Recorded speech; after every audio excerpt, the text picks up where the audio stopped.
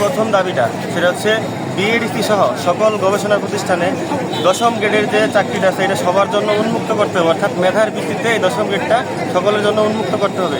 আমাদের দ্বিতীয় দাবিটা হচ্ছে নিয়োগ পরীক্ষা ব্যতীত, অর্থাৎ বিএসসি বা নিয়োগ পরীক্ষা ব্যতীত 9ম গ্রেডে পদায়নের কোনো সুযোগ রাখা যাবে না। এ বিষয়ে বিএসসি ব্যতীত কোনো প্রমোশন দেওয়া যাবে না।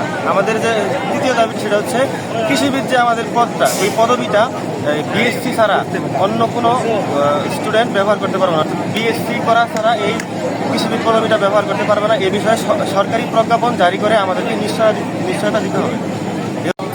হয়েছে তারা আশ্বস্ত করছিল যে একটি সমাধান করবে, কিন্তু দুঃখের বিষয় এই যে তারা মানে নানা রকম তাল বাহানা করতেছে, কোনো ধরনের সমাধান তো করতেছে না এবং কোনো সংস্কার করতেছে না।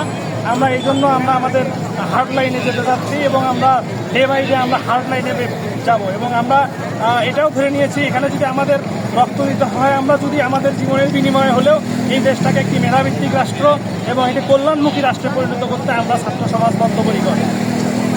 এই দাবি না মানলে আপনাদের আন্দোলনটা কি আপনারা চালিয়ে যাবেন না? আমরা অবশ্যই এই আন্দোলন চালিয়ে যাব। আমাদের নেক্সট যে ডিএই সহ আমাদের বিনা আছে, বাংলাদেশ রাইস রিসার্চ ইনস্টিটিউট আছে, তারপরে হলো ব্রি আছে, বাংলাদেশ বাড়ি আছে, যে ইনস্টিটিউশনগুলো আছে এবং সচিবালয় এবং শেষ পর্যন্ত যদি না হয় আমরা প্রধান উপদেষ্টা রেজিস্ট্রার কার্যালয় সহ আমরা ঘেরাও কর্মসূচিতে যেতে পারি।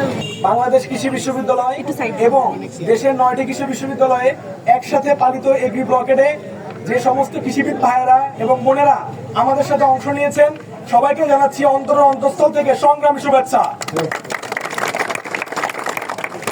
এবং আজকে আমরা বাংলাদেশ কৃষি বিশ্ববিদ্যালয় থেকে ঘোষণা দিচ্ছি যে আমাদের এগ্রি ব্লকেট সফল এবং আমাদের বাংলাদেশ কৃষি বিশ্ববিদ্যালয়ে এই মুহূর্তে আমাদের একটু আগেই মাননীয় ডিসি মহোদয় এবং এসপি মহোদয়ের সাথে কথা হয়েছে।